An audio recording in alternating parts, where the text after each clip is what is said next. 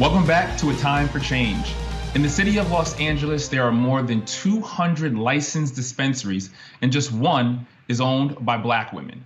It's called Gorilla RX, and it was started by a mother and daughter, Kika Keith and her daughter, Kika Howze. And they're here to tell us how they made it happen. Thank you both for joining us this morning. Thanks for having us. Glad to be here. So you opened your shop this year, a lot of fanfare. If you went on TikTok or Twitter for a bit, every video was your shop. But the reality is it actually didn't happen overnight. It was years in the making. Why was now the right time, Kika? Start with you. Well, it's funny that you said that because we often call our place the house that people built because it was such a battle to open our doors. And as we've heard, before in this fight that we have with the war on drugs, it still transcends as we're looking to get licenses. And it took us 3 years to open our doors. So it was highly celebrated and highly anticipated because we certainly did not think that it would take that long. Mm-hmm. And over to the daughter, you all could have opened this dispensary in any community in LA, but you actually chose Crenshaw. Why was this specific community important for you all to have this business? Yeah, definitely. Our family moved to the Crenshaw district in the early 70s. And for us, it's the area in the community that raised us. And this specific community is so impactful for the Black community specifically. Just being in Los Angeles, it's the epicenter of so much culture, so much heart.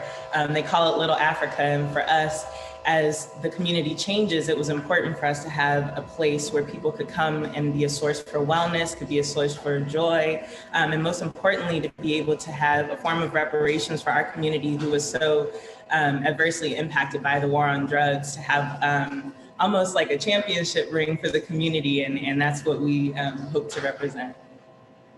That's beautiful, a championship ring. We know the Lakers just won not too long ago. And just a quarter of cannabis businesses are actually owned or founded by women. It's no coincidence, obviously. So Big Kika, what needs to happen to ensure women have access to the industry? Well, I think education is the key.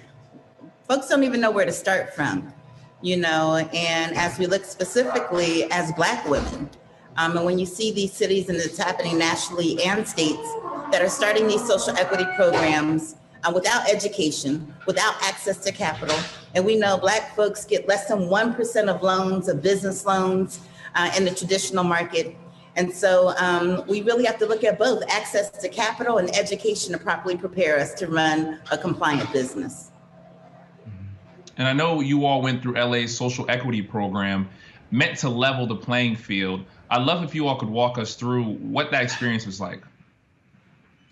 Yeah, well, the LA opened in 2018, and we thought LA required that you have to have a property to apply. We thought that, come spring of 2018, mind you, we opened in 2021, that the process would open, and we saw very quickly, it's a big fight. You have these multi-state operators who want these cannabis licenses. And when you say that they exclusively go to people in the community, it is a battle to make sure that we maintain our equity, to maintain our ability to manage and create brands in this market. And so it has been a battle, and a very political one. Little did I know, and I'm a serial entrepreneur, that this would be such a political fight. And I think that's the biggest thing that really needs to get out to the public, especially our community members who must engage in the policy process, because we saw month by month the intent of the social equity program dismantled through the laws. And so that's really critical. Any entrepreneur that wants to get into the cannabis industry must seriously take on the politics. And I'd love if we could get into the numbers a bit, because a lot of people see opening up a marijuana dispensary, there's over $20 billion industry, and yet it actually costs a lot to get your own marijuana strain, to open up a business, the licenses. I know you all spent so much money in just having a physical space for so long until your license was approved. So what are the numbers looking like to actually get into the marijuana industry? Oh yeah, that's the part people need to talk about. In LA in particular, and I'd say it's a much higher market, but the cannabis real estate tax, but what they charge you, they quadruple your rent. So I was paying $12,000 a month on an empty property for 3 years. So when you look at that side of things, when you look at the licensing fees that it costs, it is exorbitant. And remember, to qualify for the social equity program, one of the qualifications is that you're low income. And so I always say, this thing seemed to be designed to fail, because how do you expect those of us that come from the community that were most harmed by the war on drugs be able to put up those amount of dollars?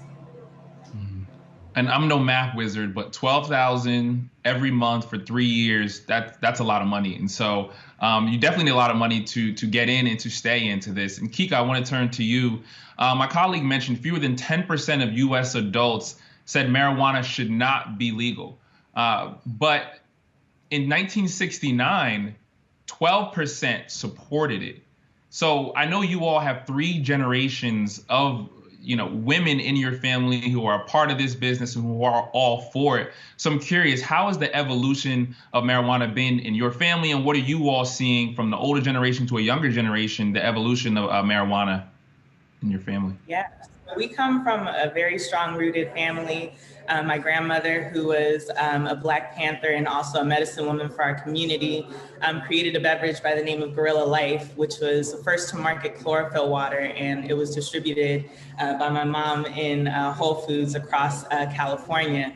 And for us, that was really the beginning of engaging plants and medicine to be able to bring wellness to our community. And so we took that name, and it was what became Gorilla RX. And it was something that was a part of our family for so many generations and brought healing. And that's what we hope to be able to do for our community as well through cannabis. We have a wide range of people who come in, from our elders to the cannabis connoisseurs, the influencers, but also, the community that surrounds us. And to be able to educate, not just based off of what we know from smoking the plant, but also, what are the topical wellness for pain medication and, the bath salts and, all of those different remedies and methods. It really takes us back to where the plant came from as a healing source. And so that on its own brings so much destigmatization within our community that really just allows for things to flourish in the way that they should. Yeah, and going back to the inception of why you all put this business in Crenshaw, for the community, by the community, you are also building a training center next door to help other people through the social equity process, which honestly is amazing and super selfless on your end. Why do you feel like this was an important move for you all? Big Kika. Because we won't be successful if it's just us that crosses the finish line, right? We understand the historical implications of this time, of getting Black and brown people in the cannabis industry. And we cannot rely on the government to provide that education and information. We can't rely on the investors to provide that education and information. And so we must rely on ourselves. I believe in self-determination. And so that's what we did to get to this point. We had to fight the city. And the way that we fought the city is we educated community members. We go into the neighborhood councils, we go into the block clubs, and they would become our grassroots lobbyists. And so the same thing we see, that is our obligation. This would not be a successful model if we would not have a training center where the workforce is developed. Because the city of LA has a social equity workers mandate where they have to hire a certain amount of social equity workers, which means your ex-felons or on government assistance, but who's training them? And so we hope to fill that void. We know we will fill that void and work hand in hand, taking on the McDonald's University model, where we create a way in the systems and we teach the POS systems and the software and prepare people either for the workforce or to be entrepreneurs. Wow, that's amazing. And it's not even 10:30 out in LA, and we can see there's so many people behind you. The store is already buzzing. So Kika Keith and her daughter Kika Howze, thank you both for sharing all of this insight today.